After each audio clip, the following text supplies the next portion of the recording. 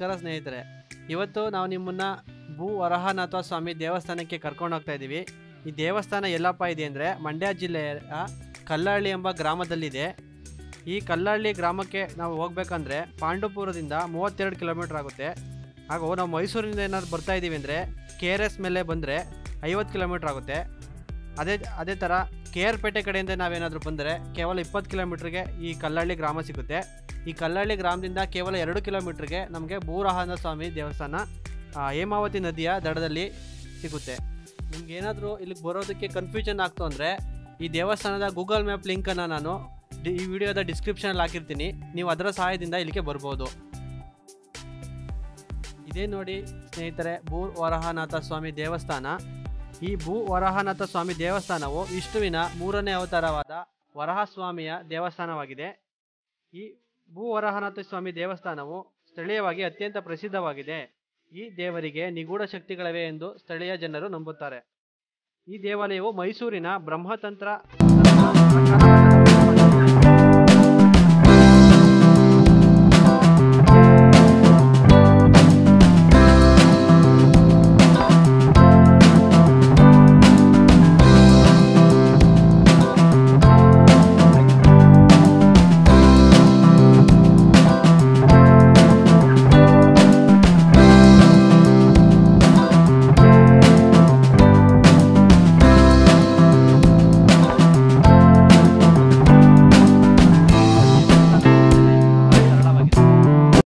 ದೇವಸ್ಥಾನವನ್ನು ದೊಡ್ಡ ದೊಡ್ಡ ಬೂದು ಬಣ್ಣದ ಕಲ್ಲುಗಳಿಂದ ನಿರ್ಮಿಸಿದ್ದಾರೆ. ಈ ದೇವಾಲಯದಲ್ಲಿ ಒಟ್ಟು 2 ಘಟಕಗಳಿವೆ: ಗರ್ಭಗುಡಿ ಮತ್ತು ಮುಂಭಾಗದ ಸಭಾಂಗಣ. ಪ್ರವೇಶ ದ್ವಾರದಲ್ಲಿ 2 ದೊಡ್ಡ ಮರದ ಬಾಗಿಲುಗಳಿವೆ. ಹಾಗೆಯೇ ಗರ್ಭಗುಡಿಯ ಒಳಗೆ ದೊಡ್ಡ ವರಹನಾಥ ಸ್ವಾಮಿಯ ವಿಗ್ರಹವನ್ನು ಪ್ರತಿಷ್ಠಾಪಿಸಿದ್ದಾರೆ.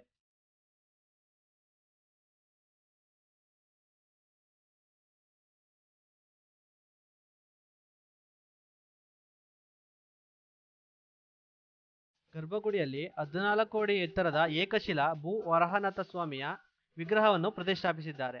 ಇದು ಇಡೀ ದೇಶದಲ್ಲಿಯೇ ಬಹಳ ಅಪರೂಪವಾದ ವಿಗ್ರಹವಾಗಿದೆ. ಈ ವಿಗ್ರಹವನ್ನು ಬೂದು ಕಲ್ಲಿನಿಂದ ಕೆತ್ತಲಾಗಿದೆ.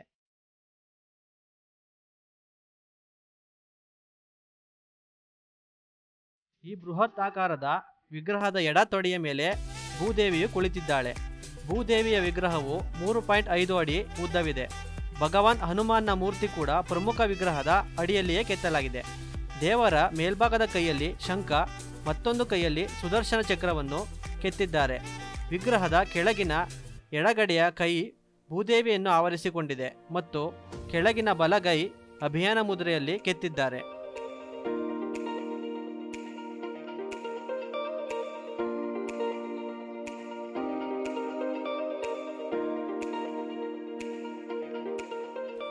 ಪ್ರಸ್ತುತ ಇರುವ ದೇವಸ್ಥಾನವು ಸುಮಾರು 2500 ವರ್ಷಕ್ಕಿಂತಲೂ ಹೆಚ್ಚು ಹಳೆಯದು ಎಂಬ ನಂಬಿಕೆ ಇದೆ. ಈ ದೇವಸ್ಥಾನದಲ್ಲಿ ಗೌತಮ ಋಷಿ ತಪಸ್ಸು ಮಾಡಿದ್ದಾನೆಂಬ ಮಾತು ಕೂಡ ಇದೆ. ಈ ದೇವಾಲಯವನ್ನು ಹೊಯ್ಸಳರ ಅರಸ 3ನೇ ವೀರಬಲ್ಲಾಳ ನಿರ್ಮಿಸಿದ್ದಾನೆ ಎಂಬ ದಂತಕಥೆ ಕೂಡ ಇದೆ.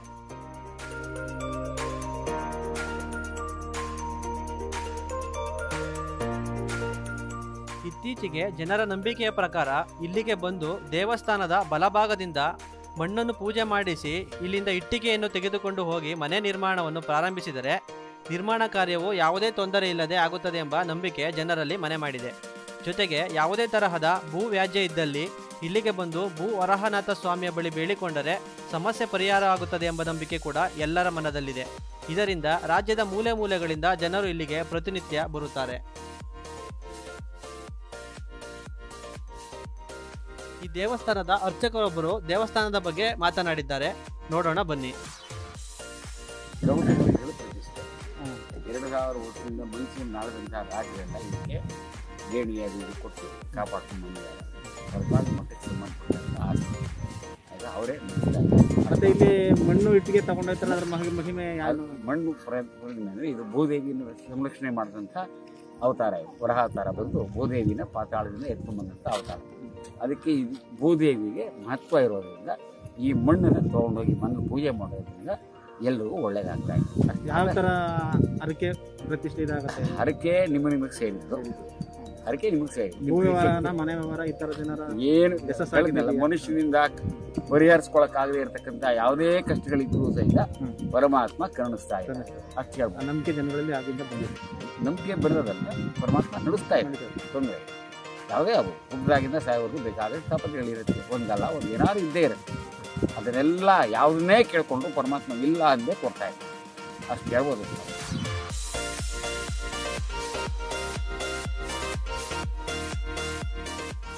ಮಾನ್ಸೂನ್ ಸಮಯದಲ್ಲಿ ಪಕ್ಕದಲ್ಲೇ ಹರಿಯುತ್ತಿರುವ ಹೇಮಾವತಿ ನದಿಯ ನೀರು ದೇವಾಲಯದ ಗೋಡೆಗೆ ಬಂದು ತಲುಪುತ್ತದೆ.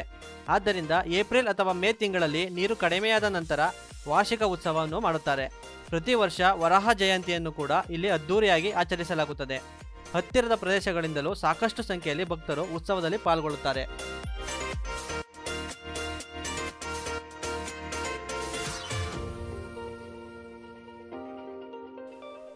ಈ ದೇವಸ್ಥಾನವನ್ನು ಬಹಳ ಬೃಹತ್ತಾಕಾರದಲ್ಲಿ ಸುಂದರವಾಗಿ ನಿರ್ಮಿಸುತ್ತಿದ್ದಾರೆ. ಅದಕ್ಕಾಗಿಯೇ ನೂರಾರು ಕಲ್ಲುಗಳನ್ನು ಇಲ್ಲಿ ತಂದಿರಿಸಿದ್ದಾರೆ. ಆ ದೇವಸ್ಥಾನವು ಸಂಪೂರ್ಣವಾದ ಮೇಲೆ ಹೇಗೆ ಕಾಣುತ್ತೆ ಅನ್ನೋ ಬ್ಲೂ ಪ್ರಿಂಟ್ ನೀವು ಸ್ಕ್ರೀನ್ ಮೇಲೆ ನೋಡ್ಬೋದು.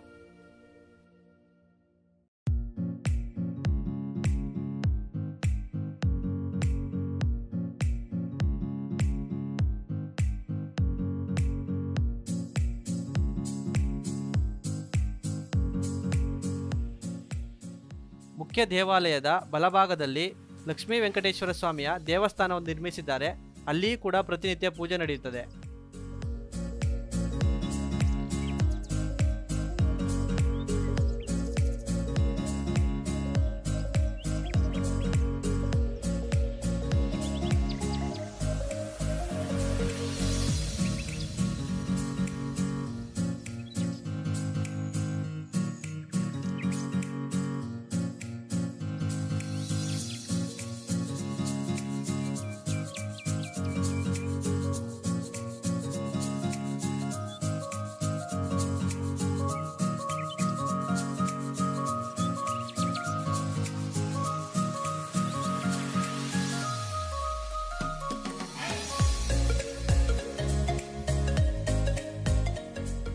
ದೇವಸ್ಥಾನದ ಸಮೀಪದಲ್ಲಿಯೇ ವಿಶಾಲವಾದ ದಾಸೋಹ ಭವನವನ್ನು ನಿರ್ಮಿಸಿದ್ದಾರೆ. ಪ್ರತಿನಿತ್ಯ ಈ ದೇವಸ್ಥಾನಕ್ಕೆ ಬರುವ ಸಾವಿರಾರು ಭಕ್ತರಿಗೆ ಆಡಳಿತ ಮಂಡಳಿಯವರ ಕಡೆಯಿಂದ ದಾಸೋಹದ ವ್ಯವಸ್ಥೆಯನ್ನು ಮಾಡಿಸಿದ್ದಾರೆ.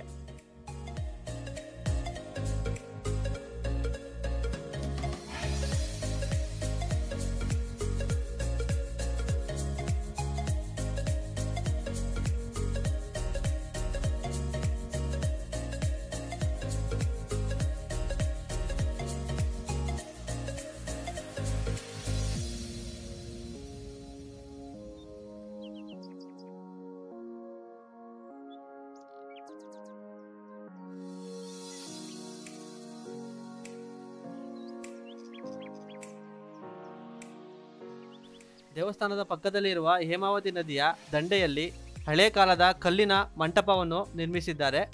ಈ ಮಂಟಪವು ಇಲ್ಲಿಗೆ ಬರುವ ಪ್ರವಾಸಿಗರಿಗೆ ವ್ಯೂ ಪಾಯಿಂಟ್ ಕೂಡ ಆಗಿದೆ.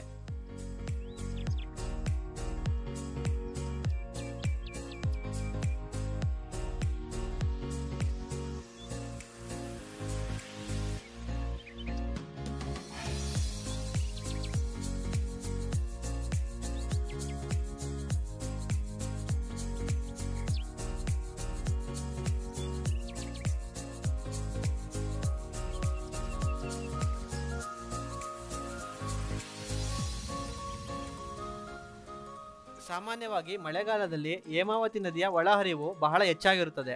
ಆದ್ದರಿಂದ ಇಲ್ಲಿ ಈಜಲು ಅವಕಾಶವಿರುವುದಿಲ್ಲ. ಆದರೆ ನೀವು ತೆಪ್ಪದಲ್ಲಿ ದೋಣಿ ವಿಹಾರವನ್ನು ಮಾಡಬಹುದಾಗಿದೆ.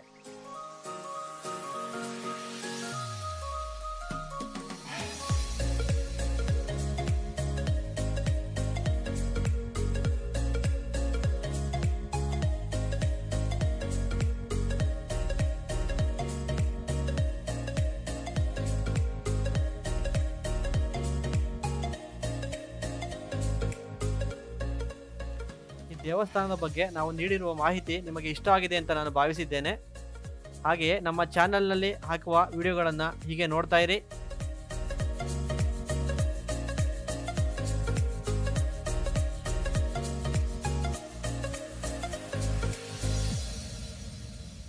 ಈ ವಿಡಿಯೋ ನಿಮಗೆ ಇಷ್ಟವಾಗಿದ್ದಲ್ಲಿ ನಮ್ಮ ಚಾನಲ್ಗೆ ಸಬ್ಸ್ಕ್ರೈಬ್ ಮಾಡಿ, ಶೇರ್ ಮಾಡಿ ಹಾಗೂ ಲೈಕ್ ಮಾಡಿ. ಧನ್ಯವಾದಗಳು.